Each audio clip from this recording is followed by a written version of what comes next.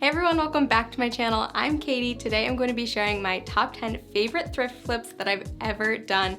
So I did this with IKEA hacks a few weeks back and you guys seem to love it, which makes me so excited because I like making this type of video. So I've rounded up my favorite thrift flips that I've done in the past and put them all together in one big video, the full tutorials. So hopefully you guys will just use this to find a lot of inspiration. It's definitely inspired me to get back out to the thrift stores. I haven't been in a really long time. So now I want to go get back out there, find some new items that I can flip for a new video for you guys. So without further ado, let's get started. So this little green cube I wanted to turn into like a little display for a hanging planter. So I'm going to put a hook in the top. So I flipped it upside down and then I marked the center point of that. And remember, this is going to be the top of our little display box. And once I had the center marked, I put a piece of wood underneath the cube and then I went in with my drill and I just wanted to drill a pilot hole. This was a pretty tough angle, but I just needed to get enough of a hole going so that I could screw in this C-hook. And the wood was pretty soft, so I was able to twist that in pretty easily once I made my first little hole with the drill. Then I flipped it back over and I spray painted it generously with a few coats of black spray paint. While it was drying, I cut a piece of yarn that's 24 inches long, and then I made 3 more pieces of the exact same size. So in the end, you'll have 4 pieces that are all the same size. Then I folded them in half and made a little loop at the top and then just wrapped that around each other to create a knot. So this little loop at the top that I'm creating now is what you're going to hang your little planter up by. Then I secured it down onto the table with a piece of tape just so that the next step would be easier. And I've made something like this before on my channel, so I'll just give you a quick rundown of how it goes. You want to separate all the pieces of string or yarn out and take 2 at a time and make a knot about an inch or so down from the top. Then you want to take the next 2 strings and make another knot and keep that knot level with the first knot that you made. Repeat this with all of your strings, so when you're done, you'll have 4 knots going all the way across. Then you want to locate your first knot, take the 2 pieces of string in between that knot, and create another knot about an inch or so down. And repeat this process again. And at the end, you'll have your 2 end pieces left, so you can grab those and make your last knot. And all in all, you'll have 8 knots, 2 rows of 4. Lastly, gather up the bottom and create 1 more big knot. And then you can trim this. You can wait to do this until you're ready to hang it up so you can see how long you want it to be, or you can just do it now. I'm using this tiny terracotta little pot and I'm going to put a fake succulent in it. You could also use a real succulent, but I think it's gonna be easier for me to use a fake one. And then I just slid the little pot into the hanging plant holder that I made and hung it up by the loop onto the C-hook. I think this is such a cute and fun, unique idea to display a little plant.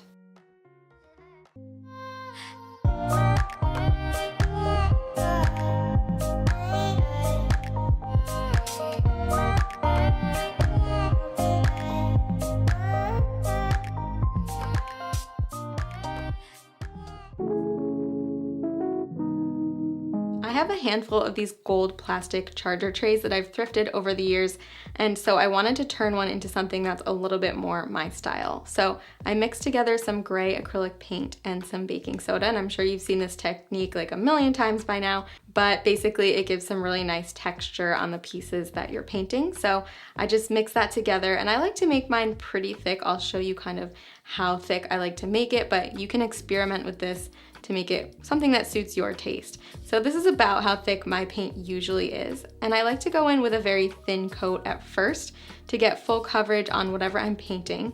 And then I go in the second coat and do a nice thick coat for that texture. So as you can see, after I painted the first coat on, there's still some gold peeking through. It's not fully covered. So once that dries, and it does dry pretty quickly, then I went in and really laid it on thick. So now you can see that nice texture that we're looking for coming through. So the technique I wanted to try is actually using ground pepper. You may have seen people do this with clay, but I decided to grind some pepper onto the paint while it was still wet. And then I took some Mod Podge and I coated the whole top of this using it. So it's going to seal those pepper flakes in so that they won't fall off, and it truly did. Like, they are not coming off at all once this was dried, and it dries clear, so that's great. So it gives this really nice stone looking effect without having to be actual stone. And this process was so easy, and you would never guess that it was just using pepper, even up close.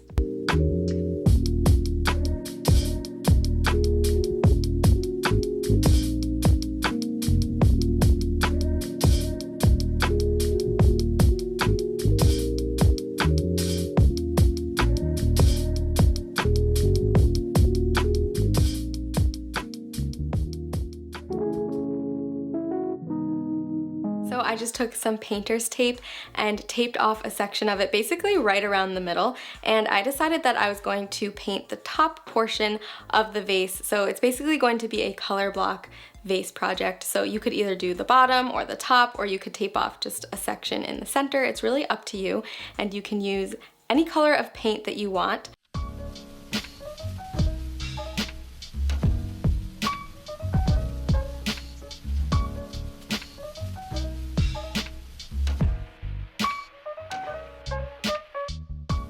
Once I had my section taped off, then I went ahead and took some newspaper and just wrapped the rest of the bottom of the vase because I didn't want to waste all of my tape trying to tape the whole thing off. So what I did was just wrap the newspaper around and then use some smaller pieces of tape to keep it in place.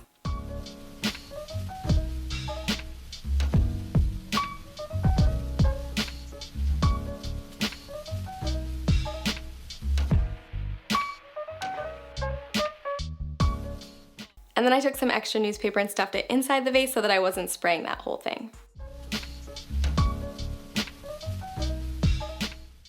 I'm using this Rust-Oleum Blush Pink Chalk Paint, but you could use really any spray paint, any color that you want, or even an acrylic paint. Just make sure that it will work well with glass. So I gave mine 2 coats of paint and I let it dry completely. Then I removed all of the newspaper and the tape, and it was ready to go. So here it is all dry, and I'm just taking some eucalyptus to sort of style it, but I think this would be really pretty to put in some spring flowers or just like change it out with the seasons, but I think this is gonna look really nice with my spring decor.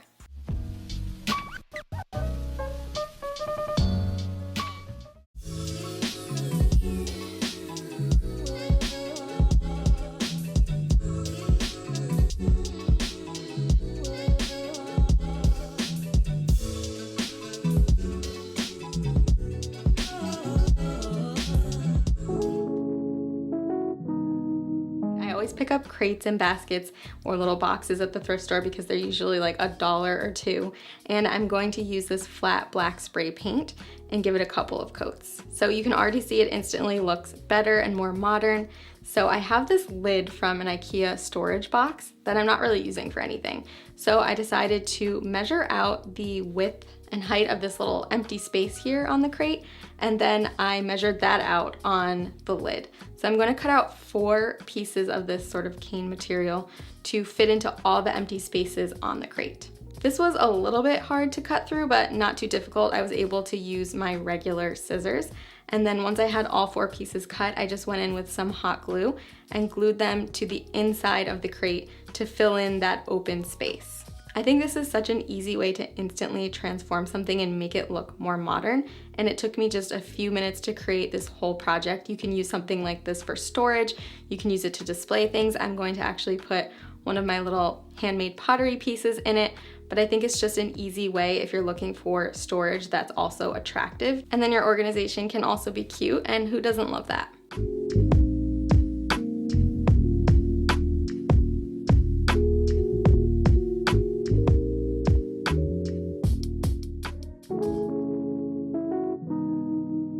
So I was really excited because I found a pot at the thrift store that was really similar in color to the one on the Anthropologie website, and I was super pumped about that. So I wanted to add in a little bit of the blue. So what I did was just take some painter's tape and tape off the base of the planter, and then I just took some blue acrylic paint and painted all around the bottom, covered up those yucky old price tags that I couldn't wash off, and then I allowed that to dry. And while I was doing that, I also took some more paint and kind of twisted the vase and held my paintbrush steady so that I could get an even line around the top of it. Next, I removed the painter's tape, and then I just touched up any little bare spots. Like if I missed a spot or anything like that, I just touched it up here with some extra paint. Now for the letters, I'm using this polymer clay and then these little letter cutters that I found in the clay section, and they're basically like little cookie cutters. And so what I did was just roll out some of the clay using one of my bottles of paint, and then I cut out each of the letters, and I found that it was easier to sort of cut around it with my X-Acto knife in order to remove the excess clay. Now I'm making 2 pots, and one is going to say Plant Lady and one is going to say Bloom, and the one that says Bloom, I'm not going to decorate the pot at all because I really just like it as is. So the next step is to bake your letters according to the package instructions. I like to do this on aluminum foil, and mine said to bake it for 15 minutes at 275 degrees Fahrenheit. Once they are all baked and cooled, then you can just paint them, and I'm painting each letter in alternating colors, and I'm keeping this very close to the colors that I saw on the website. So now as those letters are drying, I'm going to head to the store to pick up some little plants to actually put in my planters. Okay, once the letters were dry, I took some hot glue and just glued them right onto the pot, and I tried to keep them even as much as possible. I just eyeballed it and it worked out perfectly fine. And I like using hot glue because if I ever want to remove the letters and just use the pot as is, I can.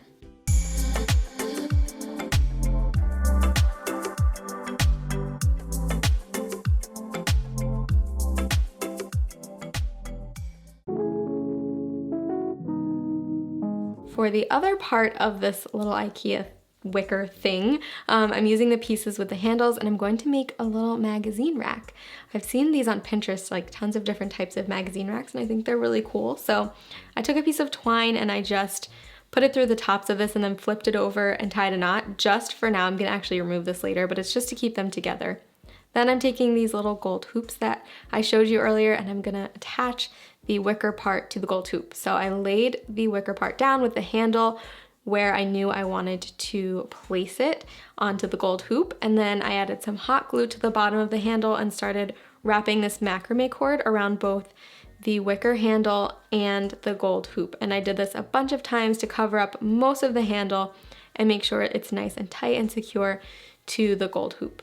And then what I did at the end was just add a bit more hot glue and glue that down and then cut off the end so that it's nice and clean looking. As you can see, when you lift it up, you can stand up the hoop, and then your little wicker part stands at an angle, which is really cool. So I repeated this process on the other side, exact same thing, just wrapping it around both the hoop and the handle, gluing it down, and we have the makings of a magazine rack. So I wanted to secure the two together in the middle a little bit more besides the twine. So I just weaved some of the macrame cord a couple of times through, and then I again just glued it down on the bottom, and I did the same thing on the other side, and then I removed the twine in the middle. The last step was to wrap the handle a few times with the cord just to make it cohesive and make them stay together, and that's it.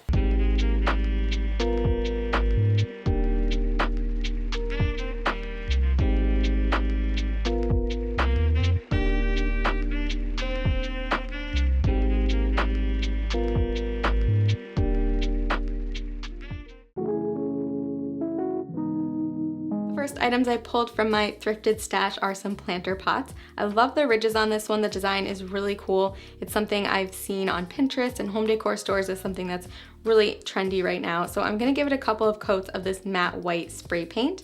And then I rolled out some oven baked clay. And effectively what I'm going to be doing is creating some little decorative handles for this pot. As you can see, it's already looking a lot better with the white paint. So I just used my clay knife to cut 2 equal pieces of clay. And then I rounded them into a C shape to make that handle shape.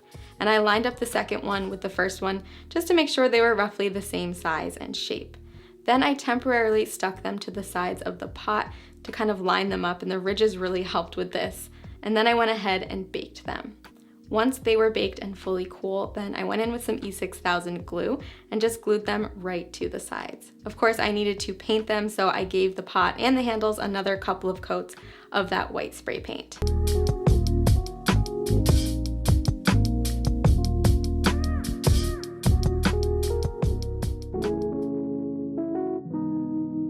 So lately I've been really loving abstract line art. If you Google it, you'll see what I mean. And basically what you do is take your writing utensil, I'm just using a Sharpie and a piece of white paper, and you just start drawing in one continuous line all over your paper in all different shapes and things like that. You just don't lift your writing utensil up. I tried this a bunch of times. It's really good for people who are not artistically inclined like me. And is mine perfect? Definitely not, but it's fun to play around with and kind of like see what you can come up with and what you like. And I just had a lot of fun creating this. I always thrift picture frames whenever I go to the thrift store. So I just have a huge stash of them in my craft supply closet. So I'm going to kind of dress one up today. To do this, I'm using this gorgeous crushed velvet ribbon, and I'm just adding a little bit of glue to each of the corners of the frame, and then I started to line the frame with the ribbon. It is so simple. When I got to each corner, I folded the ribbon over itself and then continued up the other side. I also added a little bit of glue on each corner just to make sure that that folded part would stay down. This is literally the whole process. It is super simple, like I said, but it's a fun and easy way to just kind of embellish a frame that normally is just kind of plain. You can add your favorite color. For me, this fits in perfectly with my color palette in my decor, so I'm really excited about it.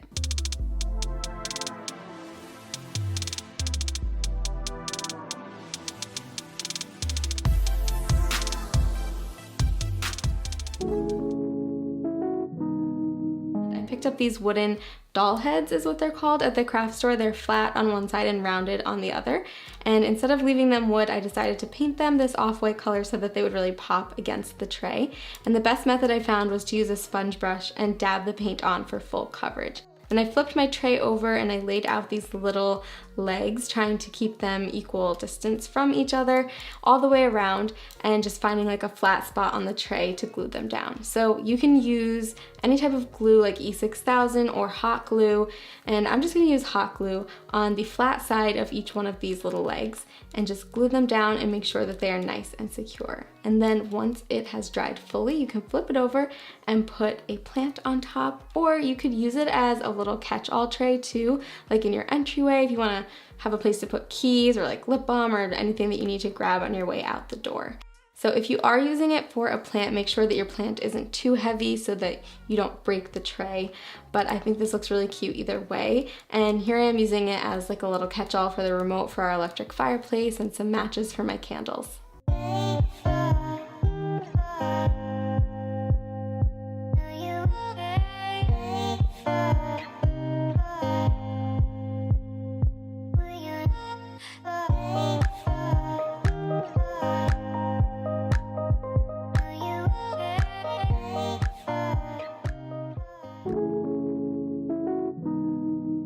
Okay, so first things first is to deconstruct this little IKEA thing. So I cut the plastic at each of the hinges just using a pair of scissors, and then I took some pliers and just pulled the staples out. This took me a little bit of time. Some of them were really in there, but I just kind of wiggled them all out and made sure to get all the staples out on each piece. Then it looked a little something like this, and it had some holes in it, but no big deal because I'm going to be painting that. So I took these two pieces, the ones without the handles, and I took them into the garage, and I'm using this chalk blush pink color spray paint from Rust-Oleum, and just gave it a few coats and just covered it. I really like this color. So then the next step is to take some rope, because what I'm going to do is be making this tiered hanging shelf out of these. So I grabbed some rope and I just cut a long piece and then folded it in half and sort of spaced out my two little pieces, the two little shelves, how I wanted them to go. And then once I was sure of the length of that piece of rope, I went ahead and used it as a guide to cut another identical piece. Then I laid my shelves back down next to one of the pieces of rope and made a mark where I wanted to hang them, right onto the rope. And then again, I used that as a guide for my second piece to make marks in the exact same spot. I wrapped some tape around the end of one of the pieces of rope and I weaved it through the top of the shelf, and then I did the same thing on the other side with the other end of the rope. Then I flipped it over and I looked for those little dots that I had made on the rope, and I pulled them just under the shelf, because what I'm gonna do is create a knot at each point where I made a mark with a marker on the rope. So I found that little dot, and then I took my rope and I just twisted it around itself and made a knot, and I decided to do a double knot. I don't think it was really necessary because this rope is pretty big and the holes aren't very big, but I did it just to be safe. So I did that with both ends of the rope, and then I went ahead and repeated the same process on the other side. So just be sure that you're lining up those dots again, because that's how you'll know that everything is even on both sides. And then once you finish with that, you should have the beginnings of your shelf, and you can see that as you hold it up by the two little pieces of rope at the top, it'll start to hang, and it should look even at this point. If it doesn't, you want to take it apart before you get too far and make it even. So now I just did this same exact thing with the second shelf. So I just pulled the rope through to the next dot that I had made, which was how I had spaced out the two shelves. And then I repeated the exact same process on both sides. And now you've got your hanging shelf, and you can trim the ends of the rope to however long you want them to be. And then you can just hang it up.